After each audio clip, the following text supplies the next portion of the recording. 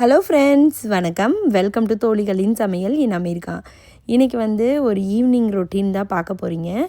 ஆனால் நம்ம பேச போகிற விஷயம் வேறு. லாஸ்ட் வீடியோவில் பார்த்திங்கன்னா நம்ம ஸ்பெஷல் கிட்ஸை பற்றி பேசியிருந்தோம். நிறைய பேர் நிறைய நல்ல நல்ல கமெண்ட்ஸ் போட்டிருந்தீங்க.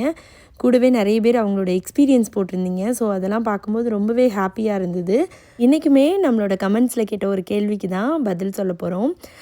நிறைய பேர் கேட்டிருந்தீங்க, நீங்கள் யூஎஸ் இங்கே உங்களோட எக்ஸ்பீரியன்ஸ் பற்றி சொல்லுங்கள், நீங்கள் என்னெல்லாம் ஸ்ட்ரகிள்ஸ் ஃபேஸ் பண்ணீங்க, எப்படி ஓவர் கம் பண்ணீங்க, அதை பற்றிலாம் சொல்லுங்கள் அப்படின்னு சொல்லியிருந்தீங்க.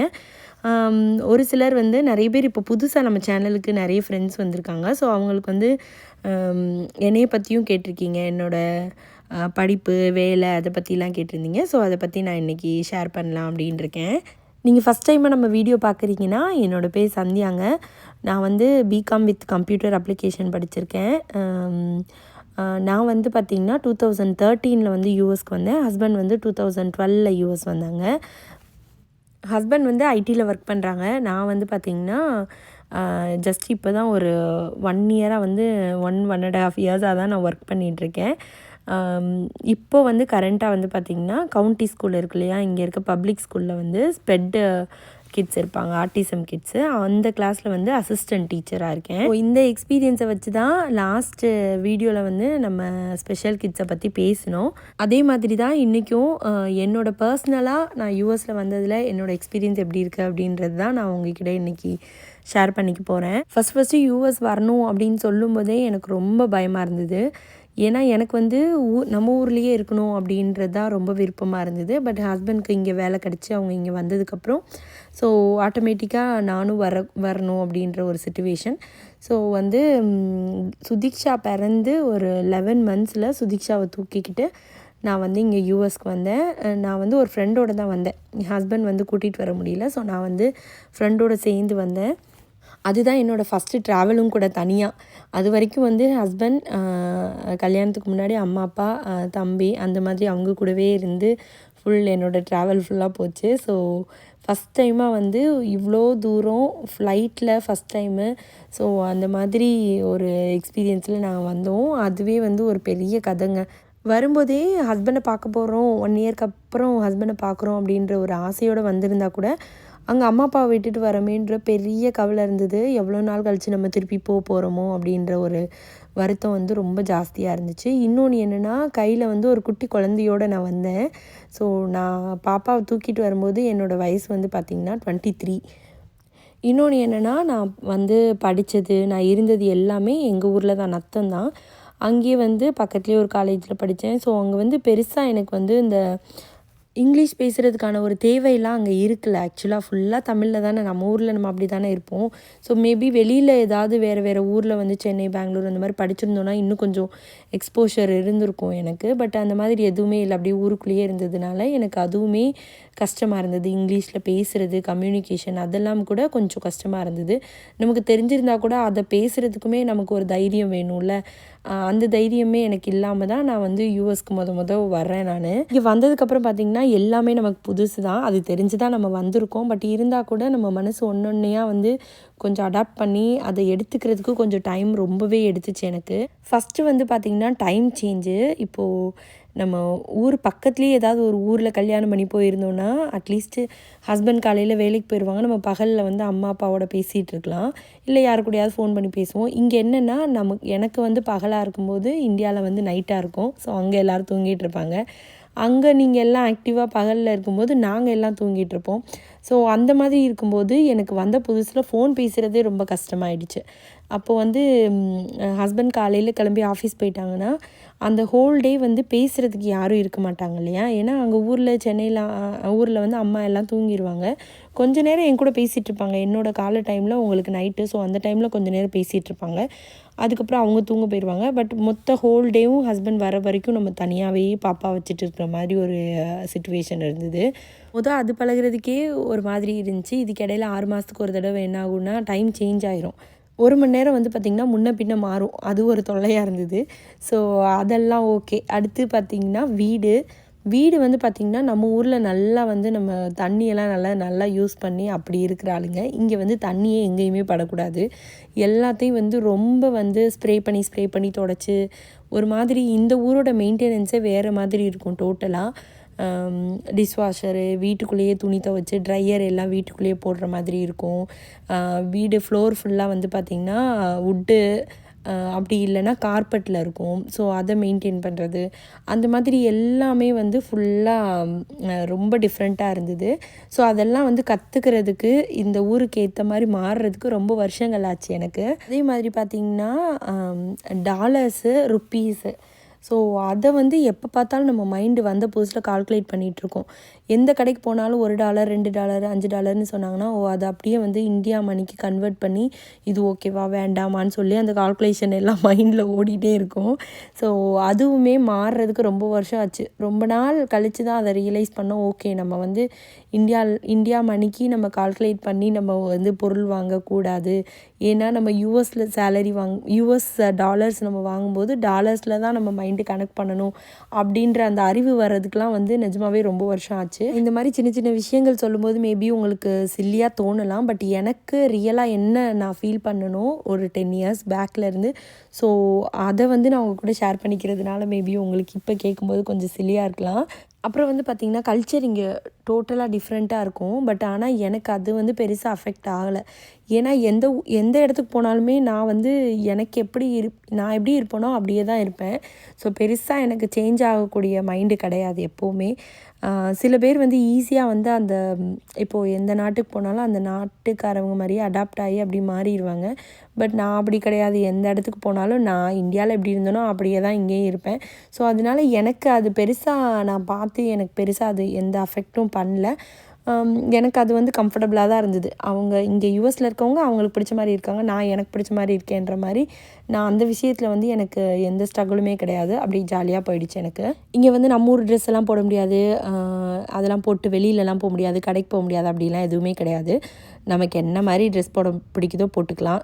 சுடிதாரு, சாரீ என்ன வேணால் போட்டுக்கலாம். நான்லாம் மோஸ்ட்டாக யூஎஸ் வந்த புதுசில் பார்த்திங்கன்னா ஒரு 2 yearsலாம் வந்து கண்டினியூஸாக சாரீ தான், டெய்லியுமே கூட சாரீ கட்டியிருக்கேன் நான்.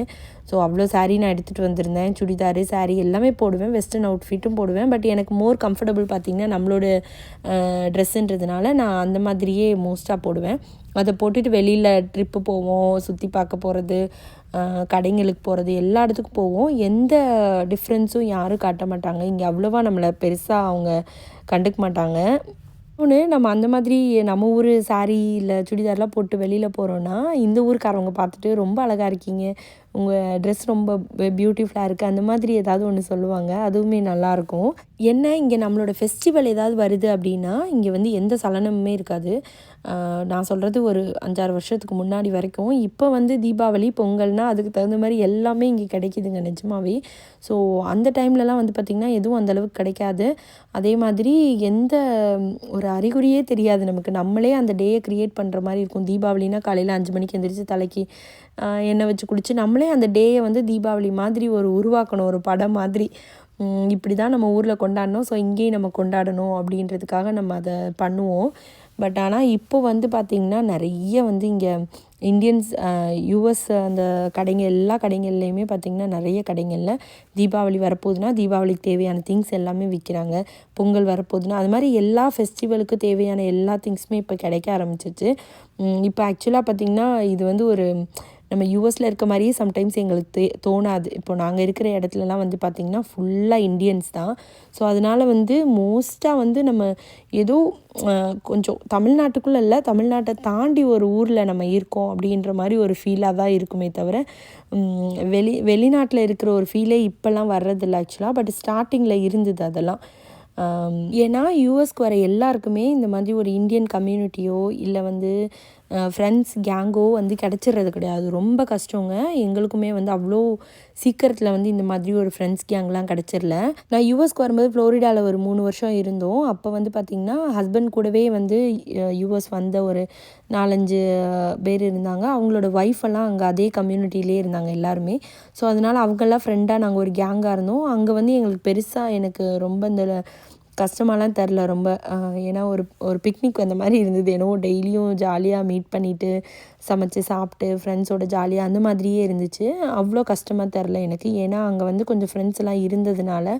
பட் ஆனால் வந்து நாங்கள் அங்கேருந்து கிளம்பி இங்கே வெர்ஜீனியாவுக்கு வந்தோம் ஒரு 3 வருஷம் கழிச்சு. ஸோ அப்போ வந்த டைமில் பார்த்திங்கன்னா இங்கே யாருமே இல்லை, ஒரு இந்தியன்ஸ் கூட இல்லை நாங்கள் இருந்த ஏரியாவில். அப்போ தான் ரியலாக வந்து நான் யூஎஸ் வந்ததையே ஃபீல் பண்ணுறேன். ஓ, யூஎஸ்னால் இப்படி தான் இருக்குமா, நம்ம வந்து இவ்வளோ நாள் இந்தியாவில் இருந்த மாதிரியே இருந்துட்டோமே அப்படின்ற மாதிரி. ரொம்ப கஷ்டங்க, தனியாக இருக்கிறது ரொம்ப ரொம்ப கஷ்டம். நிறைய டைமில் நிறைய விஷயங்களை சொல்லவே முடியாது. இந்த வீடியோலையும் அப்படி தான், எல்லாத்தையும் நம்மளால் வெளிப்படையாக பேசிட முடியாது. அவ்வளோ கஷ்டம் தனியாக இருக்கிறது. ஏன்னா எனக்கு வந்து நிறைய ஊரோட நினப்பும் ரொம்ப அதிகமாக இருந்தது. ஹோம் சிக்கு, அம்மா அப்பாவோட நினப்பு. ஸோ அது வந்து ரொம்ப ஜாஸ்தியாக இருந்தது எனக்கு. அது ஒரு பக்கம் என்னை போட்டு படுத்துது. அதோடு சேர்ந்து இங்கேயும் ஃப்ரெண்ட்ஸ் யாரும் இல்லாமல் தனியாக இருக்கிற சிச்சுவேஷனில் ரொம்பவே கஷ்டமாக இருந்தது. ஸோ அப்போல்லாம் நீங்கள் சொன்னால் நம்ப மாட்டீங்க, நிறைய அழுதுருக்கேன் நான். ஐயோ, தனியாக வந்து இப்படி மாட்டிக்கிட்டோமே அப்படின்னு சொல்லிட்டு. யாராவது ஒரு ஃப்ரெண்டுனாவது கிடச்சிட மாட்டாங்களா அப்படின்னு சொல்லிட்டு நிறைய ஏங்கியிருக்கேன். நானும் என் ஹஸ்பண்ட் வந்து பார்த்திங்கன்னா ரொம்ப சப்போர்ட்டிவ்ங்க. என்னை தனியாகவே விட மாட்டாங்க. மோஸ்ட்டாக அவங்க என் கூடவே இருக்கணும் அப்படின்னு நினைப்பாங்க. ஏன்னா எனக்கு வந்து தனியாக இருந்தால் நான் ரொம்ப ஃபீல் பண்ணுவேன் அப்படின்னு சொல்லிட்டு அவங்க என் கூடவே இருப்பாங்க. பட் ஸ்டில் அவங்க ஆஃபீஸ்க்கு போய் தான் ஆகணும். காலையில் ஆஃபீஸ் கிளம்பிடுவாங்க, மத்தியானம் லஞ்சுக்கு எனக்காகவே வருவாங்க வீட்டுக்கு.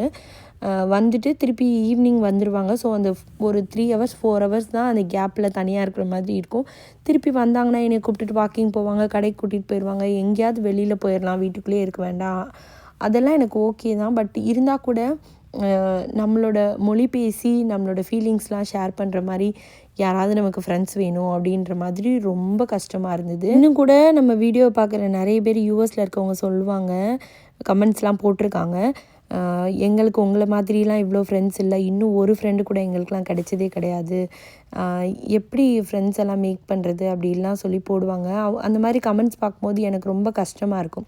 ஏன்னா அந்த மாதிரி சிச்சுவேஷனில் நானும் இருந்திருக்கேன், ஒரு ஃப்ரெண்டு கூட இல்லாமல் ரொம்ப சிரமப்பட்டு. பட் இப்போது எங்களுக்கு இவ்வளோ ஃப்ரெண்ட்ஸ் இருக்காங்கன்னா இது வந்து பெரிய உழைப்புக்கு அப்புறம் கிடைச்சதோட பலன் தாங்க இவ்வளோ பேரும். அந்த தனியாக இருக்க டைம்லாம் வந்து பார்த்திங்கன்னா என்ன நானே வந்து நிறைய மோட்டிவேட் பண்ணி வெளியில் வந்தேன்.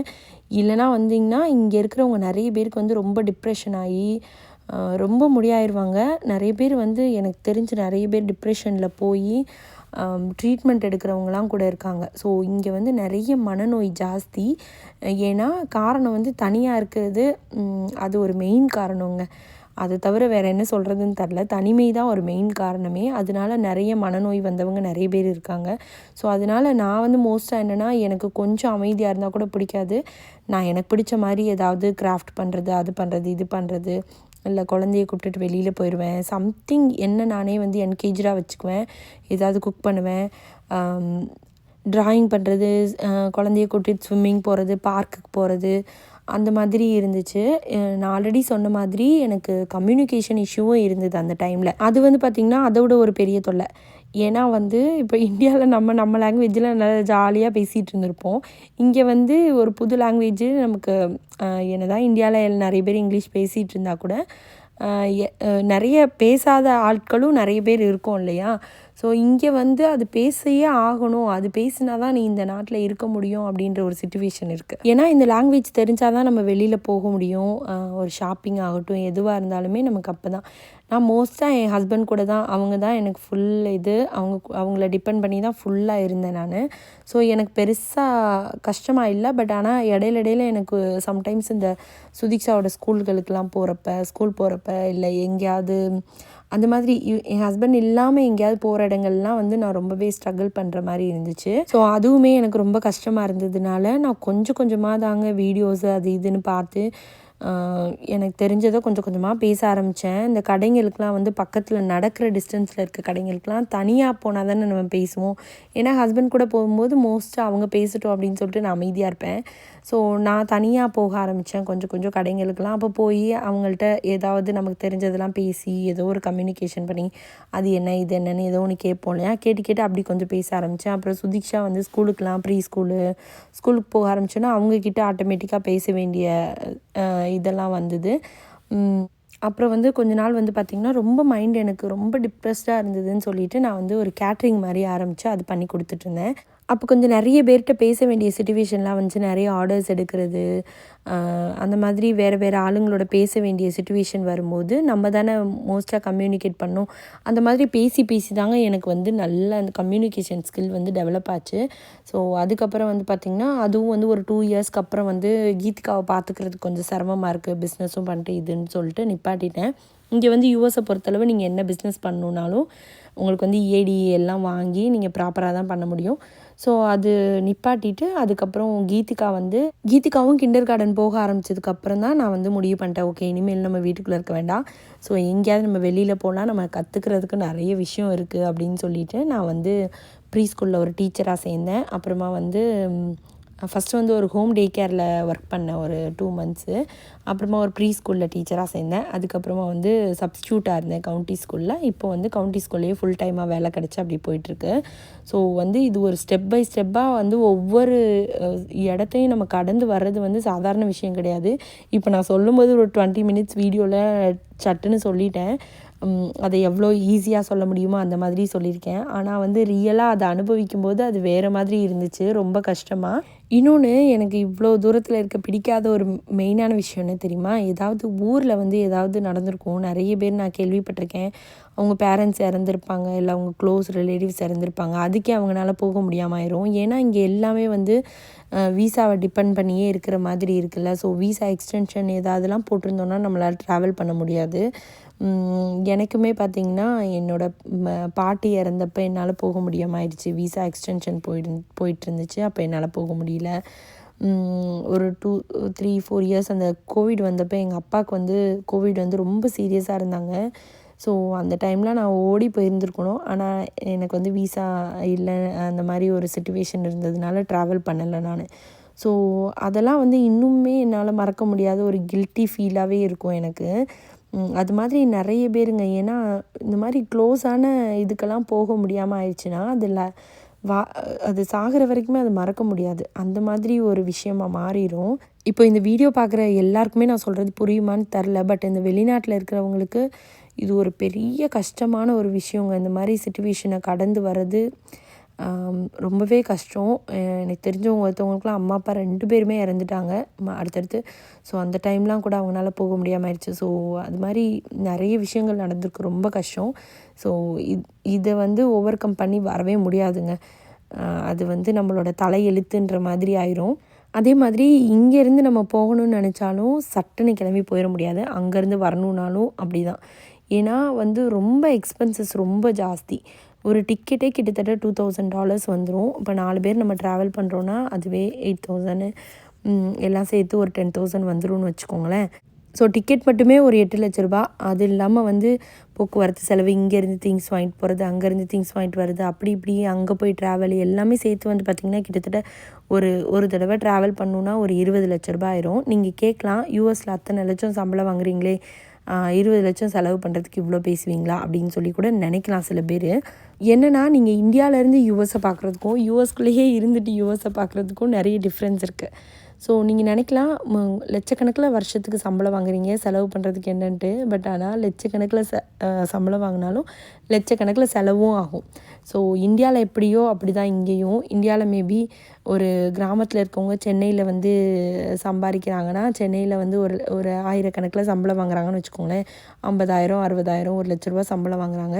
அதுக்கு தகுந்த மாதிரி சென்னையில் செலவு இருக்கும் இல்லைங்க, அது போக தான் மிச்சத்தை அவங்களால சேவ் பண்ண முடியும். அது மாதிரி தான் இப்போ இங்கே வந்து நம்ம யூஎஸில் வந்து லட்சக்கணக்கில் சம்பளம் வாங்குகிறோம், உண்மை தான், இல்லைன்னு சொல்லலை. ஆனால் அதே மாதிரி ஈக்குவலாக லட்சக்கணக்கில் செலவும் இருக்குது. ஸோ அந்த செலவெல்லாம் போக தான் மிச்சத்தை நம்மளால் கொஞ்சம் சேவ் பண்ண முடியும். யூஎஸில் இருக்கிறதுனாலையே ஒரு வருஷத்துக்கு கோடிக்கணக்கில் நீங்கள் வந்து மிச்சம் பண்ணிடலாம் அப்படின்லாம் யாராவது உங்களை சொல்கிறாங்கன்னா அது உண்மை கிடையாது. ஏன்னா யூஎஸை பொறுத்தளவு எங்களை மாதிரி இருக்க ஃபேமிலிஸ்லாம் வந்து அப்பர் மிடில் கிளாஸ் ஃபேமிலி தான். பெரிய ஒரு லக்ஸரி ஃபேமிலிஸ் நம்ம சொல்ல முடியாது, வசதியானவங்க அப்படி இப்படிலாம் சொல்ல முடியாது.